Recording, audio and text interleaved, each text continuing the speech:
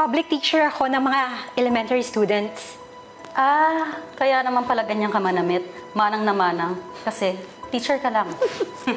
Teka, sandali. Anong masama sa pagiging teacher? Porket ganito ako manamit at teacher ako, ipagtatawanan ninyo ko. Hindi nyo ba alam na ang pagiging isang guro ay isang napakadakilang propesyon? Finally. Nakapunta rin ako dito sa mansyon mo, ha? Imagine, ikaw na batchmate ko na wala man lang focus sa pag-aaral, nagkaroon ng ganito kagandang buhay at magarang bahay. Of course, hindi naman ako nakakontento sa mababa lang. You know me. Hindi ako basta-basta. So, I can get everything I want now.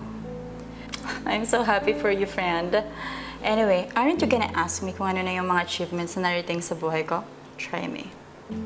Yun nga talaga itatanong ko sa'yo. Actually, I manage my own shoe business now. Next month nga, opening na ng panibagong branch. Kaya lately, sobrang busy. Kaya ngayon lang din ako nakadalaw sa'yo. Wow. Congrats, friend. Happy ako for you. Yung mga katulad natin nag-i-skip ng school dati, successful na ngayon. Siyempre, wala naman yun sa pinag-aralan, di ba? Anyway, di ba tayo aalis? May lakad kasi ako after 3 hours eh. Wait lang. May hinihintay pa tayong isang kabatch natin. Talaga? Who?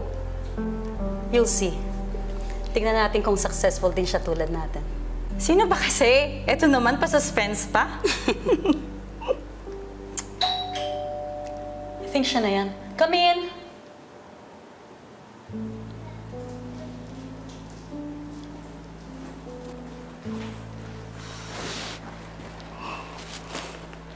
Hello, girls! Kamusta na kayo? Sa wakas, nakita-kita tayo ulit.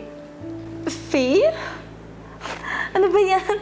Saan fiestahan ba ang punta mo at ganyan ang suot mo? Ano ka ba naman, Faye? Social na dinner ang pupuntahan natin. Hindi sayawan sa baryo. You could have wear dress, just like us. Class and elegant. Bakit? Anong problema sa suot ko? Nagtanong ka pa? Tingnan mo nga yung suot mo. You look like so manang. Wala lang talaga siyang ka-taste-taste. Totoo. Teka nga, ano ba kasi yung work mo? Ba't ganyan ka manamit? Public teacher ako ng mga elementary students. Kaya naman pala ganyan ka manamit.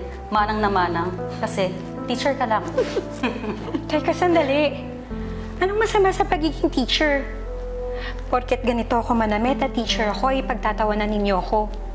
Hindi nyo ba alam na ang pagiging isang guro ay isang napakadakilang propesyon? Kami ang tumatayong pangalawang magulang ng mga estudyante at ikinararangal ko yun. Naku, wala ka sa loob ng eskwelahan para mangaral, okay? Hindi naman sa ganun.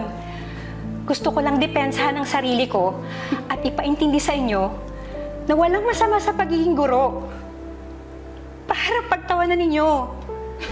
Pinili ko ang propesyon na to dahil dito ako masaya. Oo na, sige na. So pwede na ba tayong umalis? Pumunta sa lakad natin? Hindi na siguro ko sasama sa inyo. Mas gugustuhin ko pang gumawa ng lesson plan at isipin ang ituturo ko sa mga estudyante ko kinabukasan. Kesa sumama sa inyo, mga mapanghusgadang kapwa.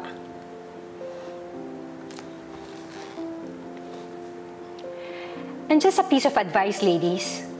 Next time, isipin niyo muna ang mga sasabihin niyo bago kayo magsalita. And always remember this. Respect begets respect. Uuwi na ako. Nice meeting you again. Ikaw kasi, tabi lang dila mo eh. Ano ako? Hello? Ikaw kaya? Ano na? Gutom na ako. Kasi...